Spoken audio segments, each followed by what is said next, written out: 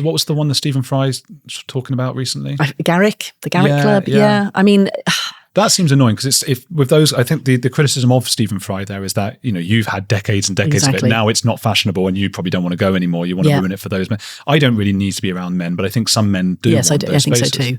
Yeah, I mean, if those places are where there's moving and shaking going on, like if that's where senior jobs are for judges and so on are stitched up, then that's an issue. Yeah. But like there's a friend of mine in Cambridge and he is in a men's group. I think it started out as a book group, but I mean, they've been doing this for more than 20 years. And in that time, he's lost a child. Several of the men have had cancer. People have lost their wives and so on. And, he's written about it. And, they needed other men. Sometimes you just do. That's fine. And I don't think most sensible women object to that. But a lot of men hear women saying, look, we need this for ourselves, sport for ourselves, support for breastfeeding for ourselves, da-da-da. And they just think like, screw you.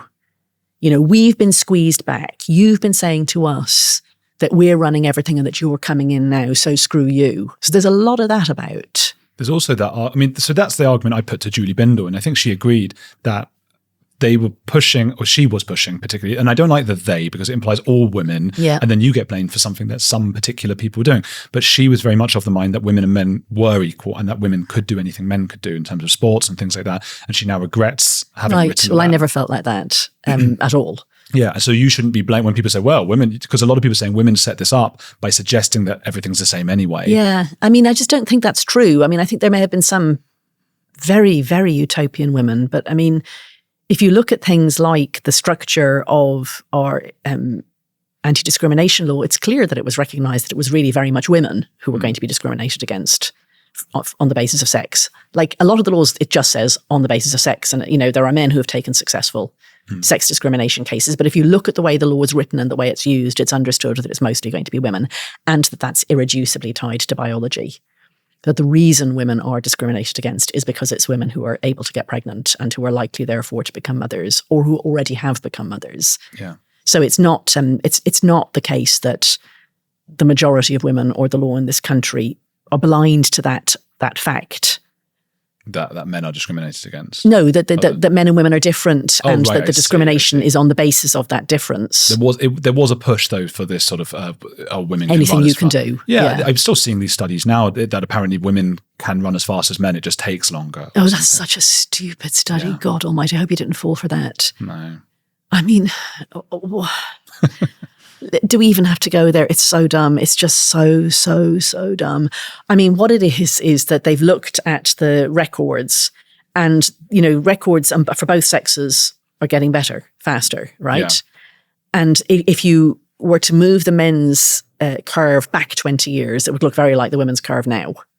So what they're saying is it just takes longer for women. But you're like, well, okay, that's like saying this child is 10 and this child is 8. So in 2 years, they'll be the same age. The 10-year-old will now be 12.